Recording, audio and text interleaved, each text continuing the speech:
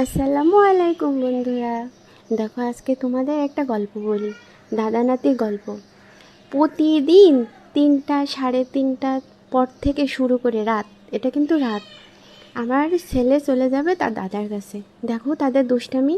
প্রথমে কিন্তু আমার ছেলেটা হাতটা পড়ে গেছে, তারপর সে হাত ছাড়া দিয়ে ওটা আবার খেলা করা শুরু করেছে। মাশাল্লাহ মাশাল্লাহ, দেখো দাদা নাতির ভালোবাসা দেখার দুষ্টামি। এটা কিন্তু দিনেও না, সন্ধ্যাও না, রাতেও না, এটা কিন্তু রাত 3:38 বাজে তখন। একদমই রেগুলার হয়ে গেছে এটা, এটা একদমই। দেখো আবার সে পিছনে ফিরে দৌড়ায়, তার বাবা বলাতে সে আবার একটু মাইন্ড করলো। তারপর দেখো সে তার দাদার জন্য চা নিয়ে যায়, চা খাওয়ার পরে এটা তার বাবাকে দেয়, না দিয়ে আবার সে নিয়ে যায়। তারপর দেখো সে কতটা দাদার প্রতি কেয়ারফুল, সে তার দাদাকে ওষুধ দেয়, ওষুধ খাওয়ায়। তারপরে ওষুধ খাওয়ানো বাদ দিয়ে ওষুধটা আবার নিয়ে সে আবার সাজায়ও রাখে। মাশাল্লাহ মাশাল্লাহ, দাদা নাতি কি মধুর ভালোবাসা, কি সম্পর্ক।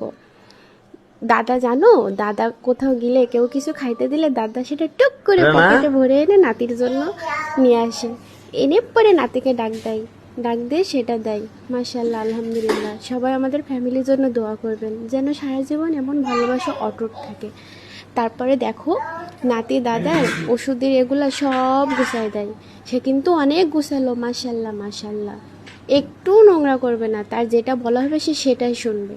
আমি আবার তখন 4:12 বাজে, ফজরের আজান দেবে ভাত, আমি আবার দেখতে গেছি যে আমার ছেলেটা কি করে। সে দেখো আমার কথা শুনে আমার সাথে কথা বলে, দেখো সে যাবে না, আমি বলছি বাবা আসো, বলে না আমি যাব না। দেখো সে আবার তার দাদার কাছে চলে গেছে, বইরা আমার বইরা এটা। তারপর দেখো সে চলে আসার টাইমে তার দাদার পা টিপে এসছে, দেখছো কত যত্ন করে তার দাদাকে, ঘাড়ে উঠছে, পা টিপছে। তারপর আসার মুখে তার দাদাকে একটা চুম্মাও দিয়ে দিচ্ছে, কারণ এখন আসার টাইম হয়ে গেছে, সালাম দিবে, বাই বাই দিবে, টাটা দিবে, কত কি করবে।